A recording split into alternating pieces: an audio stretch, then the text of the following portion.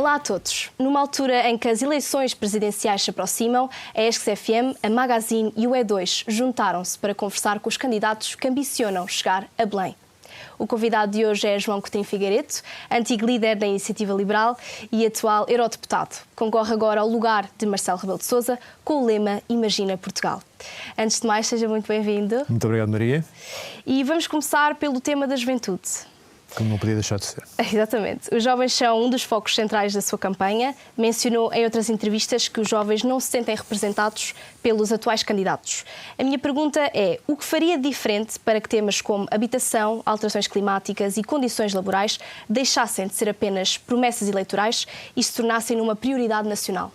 Bom, em primeiro lugar, agradecer o convite e esta iniciativa da E2, da Magazine, da ESC-FM, que acho que é uma excelente iniciativa, que não só vos permite a vocês terem uma experiência direta do que é entrevistar, neste caso, candidatos verdadeiros, de carne e osso, numa eleição verdadeira, mas permite a nós também ter esta possibilidade de falar com alunos que estão na comunicação social, que não tenho dúvida nenhuma durante esta conversa, vai aparecer várias vezes como uma das componentes importantes do processo democrático. E, desde logo, nessa pergunta, está aquele velho dilema de que os candidatos presidenciais têm que se habituar que não governam. Nas campanhas é inevitável falar das políticas setoriais, do que está a passar no dia-a-dia, da agenda política, de matérias que competem sobretudo ao Governo. Ao Presidente da República, uma vez eleito, não compete. Portanto, eu estarei preparado enquanto candidato a falar todas as políticas setoriais, na certeza de que não estou a tentar convencer ou enganar as pessoas de que terei poderes fácticos reais para, como tu dizias, política de habitação, de alterações climáticas ou de emprego. Tendo dito isso, uma das coisas que eu acho que o Presidente da República, os Presidentes da República, porque acho que não é só o atual, não têm usado suficientemente, é o poder de influência que o sufrágio direto lhes dá. Há um motivo pelo qual a Constituição prevê que o Presidente da República seja eleito pelas pessoas diretamente. E exige até segundas voltas para garantir que há 50% pelo menos dos portugueses que votam naquele Presidente. E se dá-lhe uma legitimidade popular e democrática e eleitoral suficiente para influenciar, e aqui vamos separar duas coisas. A influência que deves ter sobre o debate político, coisas mais geral, sobre aquilo, fazendo reflexo daquilo que as pessoas te vão dizendo e das preocupações, como as que falaste, mas também depois pegar nessas preocupações e fazer influência, aí já mais privada, não ser contrapoder, junto do Governo que estiver em funções. Portanto, o que é que um Presidente da República que, como eu, se assume que quer representar um espaço que achava que estava por representar, nomeadamente o dos jovens, e aqui deixa-me dizer que é jovens e jovens de espírito, porque a primeira vez que falei nisso recebi dezenas, centenas de mensagens de pessoas menos jovens biologicamente e que achavam, não, mas eu também quero um Portugal assim, também quero um Portugal moderno, também quero participar nesse movimento. E, portanto, o que é que eu faria? Faria que as políticas que mencionaste não é só que os governos cumpram as promessas que façam relativamente a essas políticas setoriais. É que as tenham no centro da sua agenda e não deixem, por falta de coragem, ou por falta de expediente político, ou por falta de oportunidade, não deixem de as tratar e de as ter no centro do debate político. Essa é a grande diferença. O que o atual Presidente, e como disse, outros atrás também não fizeram, é usar essa influência para ser muito mais exigentes para com os governos que estão em funções. O conceito de modernidade, como disse há pouco, surge recorrentemente no seu discurso, mas é uma ideia que pode ser interpretada de muitas formas. A minha pergunta é: o que é que significa de forma prática essa modernidade que propõe para Portugal? Um Portugal moderno, aliás, um país moderno, tem duas coisas. Tem que funcionar, do ponto de vista prático, e tem que estar aberto no sentido mais lato possível, aberto a ideias, pessoas, mudança, risco. São estas duas concepções. Começamos por esta última, porque já comecei um bocadinho. Um país aberto é um país que tem que estar preparado para fazer coisas que até agora não fez. Ou porque a circunstância geopolítica se alterou, ou porque a tecnologia se alterou, ou porque as condições políticas se alteraram, e às vezes se alteram de forma substancial e rápida, e o país tem que estar preparado para essa mudança. Portanto, uma das coisas que me choca particularmente, e é um dos motivos pelos quais me candidato, é que isto não está a ser discutido. Não está a ser discutido. Se o multilateralismo, a nível, por exemplo, da Organização Mundial do Comércio, ou das Nações Unidas, ou de uma Unesco, ou das várias agências das Nações Unidas para várias matérias, deixou de reunir consensos, como é que Portugal se vai posicionar? Vai ter alianças regionais? Vai ter alianças com outro tipo de afiliação? Como é que vai fazer? Se este investimento em defesa que se acordou toda a gente que era necessário fazer na Europa, como é que e é uma Europa que está cada vez mais centrada a leste, porque mesmo os alargamentos vieram sempre de leste, não há nada mais a oeste que nós, portanto também não poderiam vir, não poderiam recentrar a Europa. Como é que vamos fazer? Isso não está a ser discutido. E depois, tecnologicamente, zero. Não vejo nenhum candidato preparado para discutir o que é que significa os novos avanços da biotecnologia, ou da inteligência artificial, ou da computação quântica. Isto são perigos para Portugal? Em parte são, mas tem oportunidades enormes também. Não estamos a discutir isso. Portanto, um país aberto a fazer isso.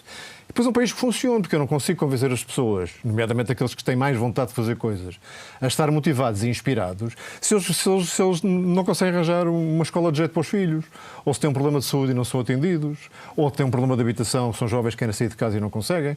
Portanto, o país tem que funcionar desse ponto de vista. E aí, é uma conversa muito, muito comprida, mas o que desata o nó-górdio desse funcionamento, dessa capacidade de um país funcionar, é o crescimento económico. Não pelo dinheiro em si, mas pelo que o dinheiro significa em termos de recursos para conseguir que o Estado Social funcione. E acho que ninguém discute que em Portugal o Estado Social está a funcionar pior do que funcionou no passado. E as perspectivas, se não houver alterações estruturais, reformas estruturais, é que não melhore muito no futuro próximo. Portanto, modernidade traduz-se nestas duas coisas. Um país que funcione e um país aberto. Espero que isto seja um bocadinho mais claro. Muito bem. E como é que pretende conciliar a importância de respeitar as tradições da presidência com essa tal necessidade de introduzir modernidade? Vai ser algo desafiante? Eu acho que não.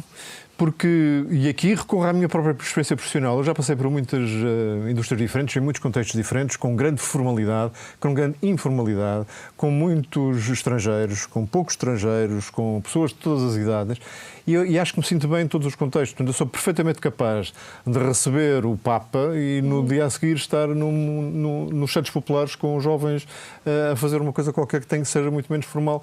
Eu acho que as pessoas são todas assim, não sou só eu. Acho que as pessoas têm as suas várias facetas e não têm que se sentir espartilhadas num determinado fato ou num determinado uniforme quase, em que acham que ao ocupar um cargo têm que assumir determinada postura sempre. Seja ela demasiado informal ou demasiado formal, não interessa. Não. Há situações na vida que requerem posturas diferentes, discursos diferentes, atitudes diferentes, e eu, se alguma vantagem tenho nesta corrida, é que já passei por coisas suficientes para estar completamente à vontade em qualquer um desses cenários. Portanto, introduzir modernidade na Presidência da República, para mim, vai ser extremamente fácil. E não serei só eu. Porque uma das ideias é que, por exemplo, para simbolizar a abertura de um país que é capaz de atrair, de reter primeiro, porque está a sair muita gente boa de Portugal que podia cá ficar, mas depois atrair outros que produzam cultura, que produzam conhecimento, e se faz pelo exemplo. Portanto, se eu próprio abrir, vamos chamar-lhe o Palácio de Belém, mas mais vastamente, se eu abrir a presidência a essas pessoas que produzem cultura e que produzem conhecimento, isso é logo um sinal para o país sentir que deve seguir também por essa via e que há muito para aproveitar, e Portugal tem condições extraordinárias pelo seu posicionamento geográfico, mas também pelo seu posicionamento cultural. Costumo dizer muitas vezes, porque isto é importante, não é só uma análise geo qualquer coisa, é importante. Portugal é o único país que é simultaneamente, e há muitos séculos, Mediterrâneo e Atlântico, com as características boas e más de cada uma delas. Mas se focarmos nas boas, as características boas de ser Mediterrâneo e de ser Atlântico, tem condições extraordinárias para fazer deste país um centro de produção de conhecimento e de cultura. Ainda por cima é agradável, e as pessoas são simpáticas e não podia ser mais bonito, portanto, não vejo porque não possamos ser um país acolhedor também e fazer de Portugal o tal centro de produção de conhecimento e de cultura. A sua candidatura despertou entusiasmo online, como vimos no fenómeno das 7.500 assinaturas em 48 horas. Considerando a elevada abstenção entre os jovens, que estratégias pretende adotar para que participem efetivamente nas urnas?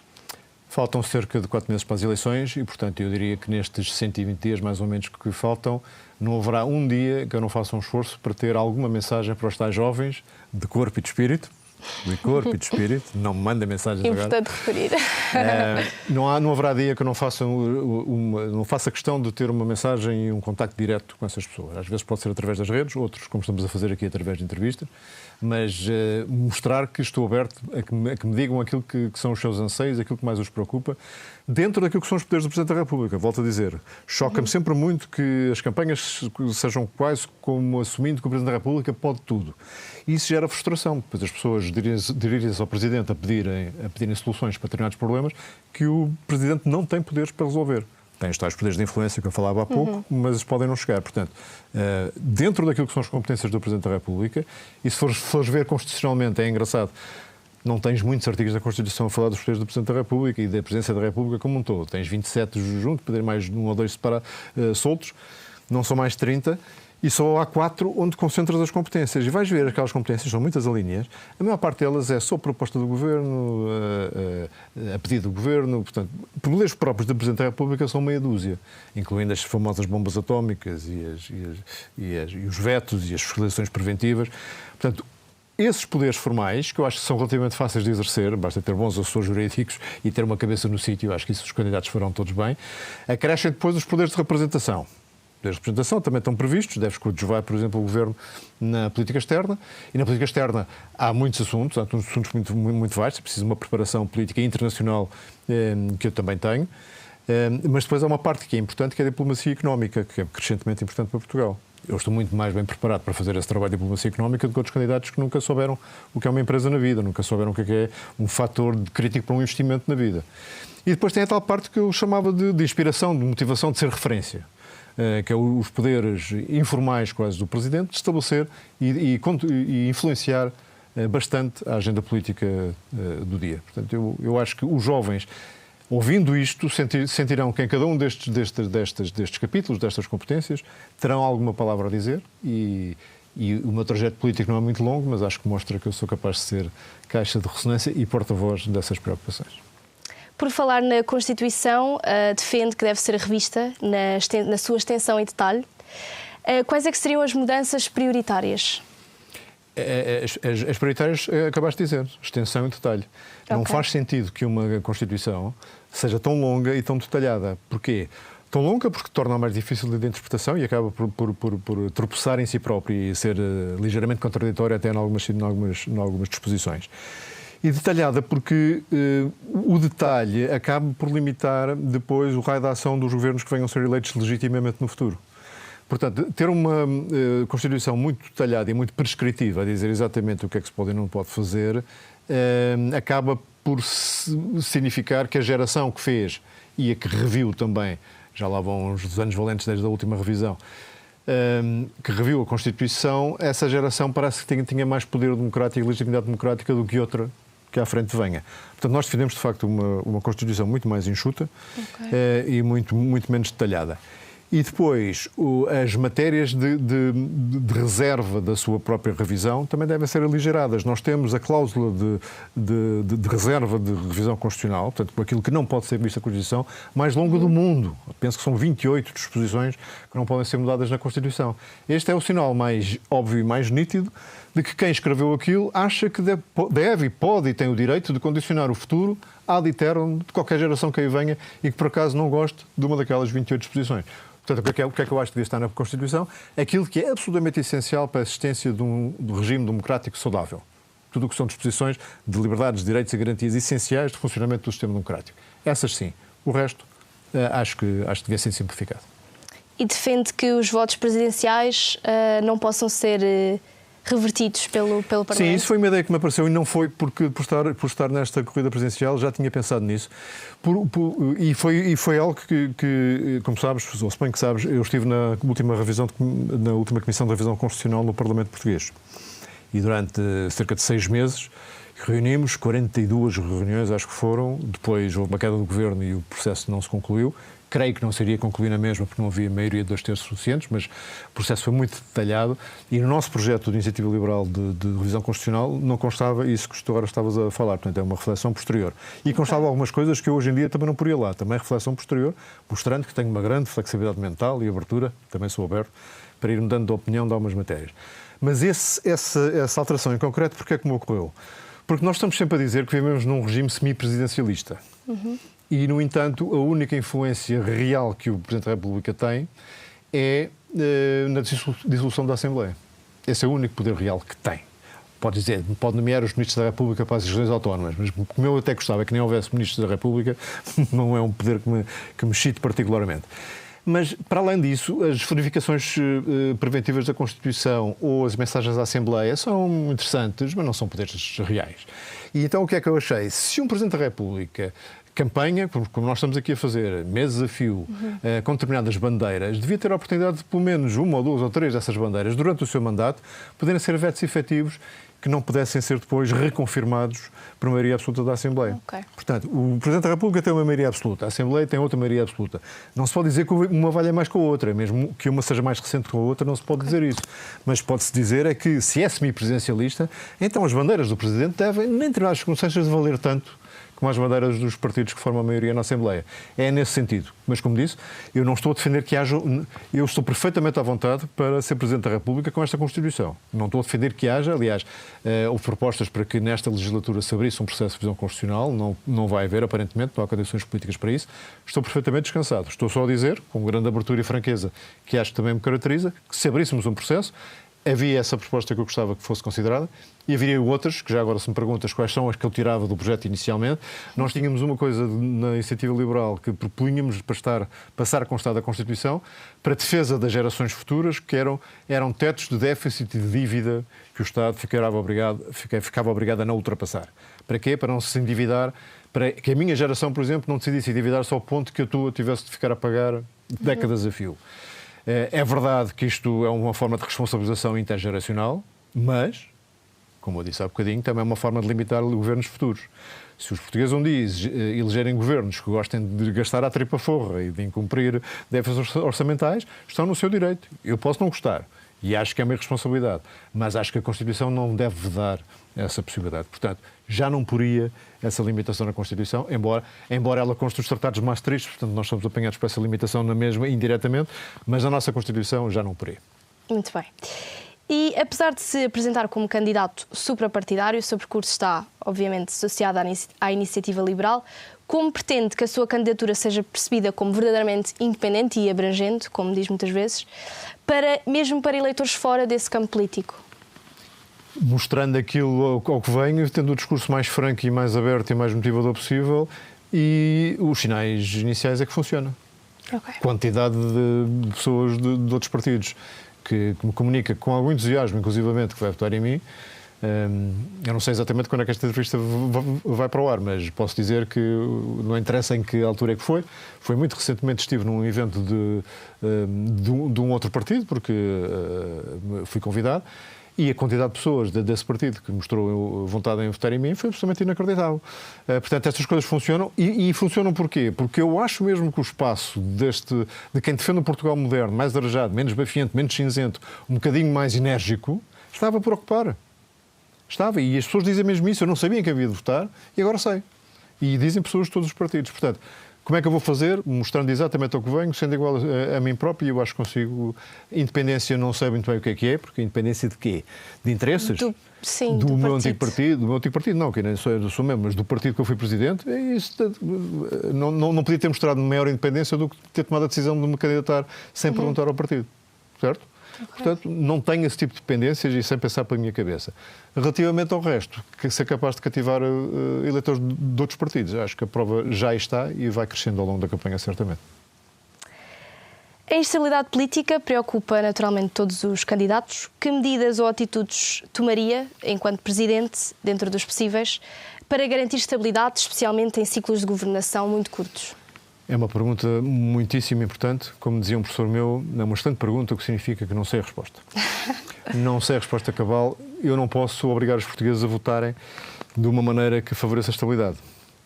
Agora, posso ter a sensibilidade para aquilo que os portugueses possam querer em cada momento, para, por exemplo, não precipitar eleições se achar que daí não sai nada mais estável do que aquilo que está neste momento a ocorrer.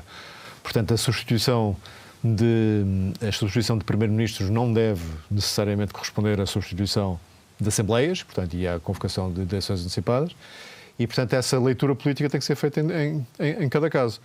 Mas é importante, sobretudo, que sejam os portugueses a ter a consciência de que a estabilidade política é uma pré-condição para boa parte das reformas mais longas que é preciso fazer. Governos de 2 anos não conseguem, de facto, chegar nem sequer a metade do que é preciso fazer. E, portanto, que é importante ter essa noção. Agora, uma democracia moderna não vive de maiorias de partidos sozinhos. Não vive, é raríssimo. Eu penso, nem sei neste momento na Europa se existe algum governo de maioria de um só partido. E, portanto, temos de nos habituar a viver em coligações, o que dá uma maior maior responsabilidade aos eleitores, para escolherem bem na consciência de quais são as alianças possíveis, e dá uma enorme responsabilidade, ainda maior, aos partidos e aos responsáveis dos partidos, que é saberem prescindir de algumas das suas propostas e dos seus interesses, a bem do entendimento, para poder criar as tais maiorias. O que é que um Presidente, nesse caso, tem que fazer? É ler se esses entendimentos parecem suficientemente sólidos e duradouros para corresponder a uma efetiva estabilidade. Mas isso só para os casos concretos é que eu te posso responder. Para já, repito, é uma excelente pergunta e não há uma resposta óbvia para ela. Olhando para o histórico das votações da IEL e aquilo que têm sido as sondagens conhecidas, está confiante que passará a uma segunda volta? Eu tenho muita confiança que tenha essa possibilidade. Ok. Muita, até porque o cenário que se vai desenhando favorece quem se posiciona. Isto é um pouco, não sei se alguma vez tentaram fazer aqui na Escola Superior de Comunicação Social, um exercício de posicionamento em mapas percepcionais.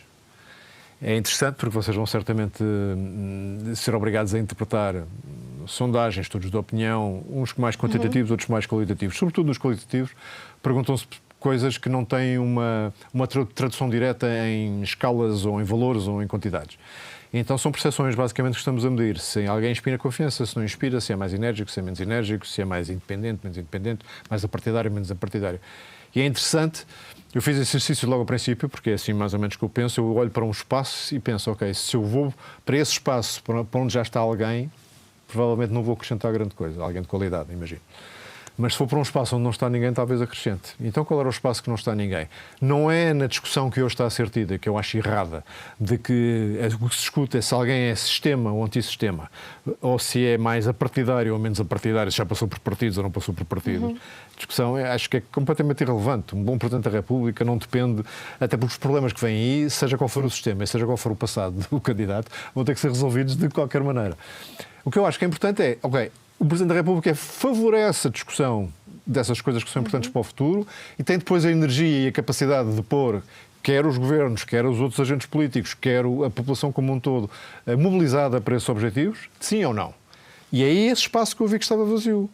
Porque não só não vejo ninguém interessado em discutir o futuro, como não vejo ninguém com energia suficiente para dizer, ok, se é essas coisas que temos que fazer, nos preparar para fazer, então vamos. É uma espécie de desígnio nacional, mas não antigo, imposto de baixo para cima. É da agregação das vontades individuais das pessoas. As pessoas querem que a sua vida seja melhor, querem que os problemas sejam resolvidos. Aquilo que há bocado falavas, as alterações climáticas, a habitação.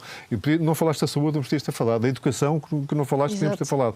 Todos esses problemas as pessoas querem que eles se resolvam. E muitas delas pressentem, porque já há décadas que se queixam das mesmas coisas, que não vai lá sem reformas que exigem a tal coragem, a tal estabilidade também, mas um certo elão, uma certa energia, uma certa vontade de reformar, vontade reformista. Não tem havido muita. Não tem havido muito em Portugal. Portanto, se o Presidente da República puder injetar essa energia reformista no sistema, está a fazer um papel extraordinário. E é um papel que não tem sido muito usado pelos Presidentes da República recentes. Muito bem. E daí a modernidade, não é? A modernidade é isso. A modernidade é não ter medo das mudanças, porque elas vão acontecer quer tu queiras, quer não. É perceber que há riscos e os riscos é natural que assustem, mas dentro dos riscos há sempre qualquer coisa que é uma oportunidade também e podes aproveitar, desde que não bloqueies, desde que não fiques um freeze, que susto, isto vai... Não, é possível que seja desconfortável e que a transição seja difícil, mas é possível que no fim fiques melhor se fores capaz de manter a calma e de confiar que as tuas capacidades, e eu confio muito. É uma das grandes vantagens de ter vivido em ambientes internacionais quase toda a minha vida, porque estive numa escola internacional desde os 4 anos, fui trabalhar e estudei fora na universidade, trabalhei sempre em empresas com acionistas estrangeiros. Toda a minha vida eu encontraste com estrangeiros. Sempre vi os portugueses a destacarem-se. Sempre. Sempre. Ou pela sua qualidade intelectual bruta, ou pela sua capacidade de criatividade e de inventividade, sempre os vi destacarem-se. Portanto, eu não tenho dúvida nenhuma que nós somos bons. Aliás, quando imigramos e vamos para outros sistemas que nos enquadram de outra maneira, o que é que acontece? Destacamos-nos. Portanto, eu confio muito na criatividade e na imaginação dos portugueses e na sua capacidade de trabalho também, desde que estejam bem enquadrados e não tenham incentivos todos completamente perversos. E ao contrário daquilo que devia ser. Portanto, se temos uma população que está hoje em dia genericamente bem educada, com estas capacidades, é só preciso tirar os freios para que estas coisas aconteçam e lá está, da agregação das vontades individuais, nasce este desígnio coletivo. O Presidente deve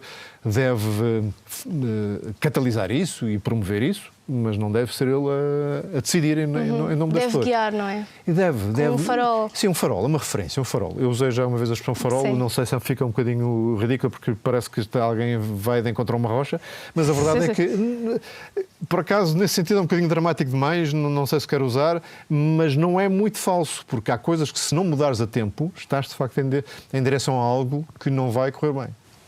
E eu estou a dizer isto em relação a Portugal, podia dizer em relação à Europa também. Muito bem. Já vi que está muito confiante e faz bem, não é? Mas num cenário em que não passa uma segunda volta, apoiaria alguém dos outros? Quase de certeza que sim. Qual depende de quem passa a segunda volta. Ok. Vamos agora para a última, já estamos a terminar. É sério, já passou meia hora. É verdade, passa rápido, não é? É bom sinal, quer dizer que a conversa... Está a fluir bem. É. Então, queria lhe perguntar, para terminar, já vimos que ao longo desta entrevista já conhecemos muitos das suas ideias e das suas propostas, mas se tivesse de definir a sua candidatura numa só frase, qual seria? Outro dia disseram-me, na rua, uma senhora muito simpática, com um ar muito convicto, disse-me: o senhor é uma lufada de ar fresco. E eu acho que vou usar essa metáfora. Eu acho que sou uma lufada de ar fresco nesta campanha que estava muito cinzenta, muito bafienta, um bocado chata. Estava verdadeiramente chata. E se eu puder arejar e dar um bocadinho de graça a esta campanha, mostrando às pessoas que é possível fazer política séria, é possível encarar problemas sérios e difíceis, mas com confiança e com otimismo, uma campanha positiva. É possível, porque confio em nós e porque confio na capacidade de nos conseguirmos organizar.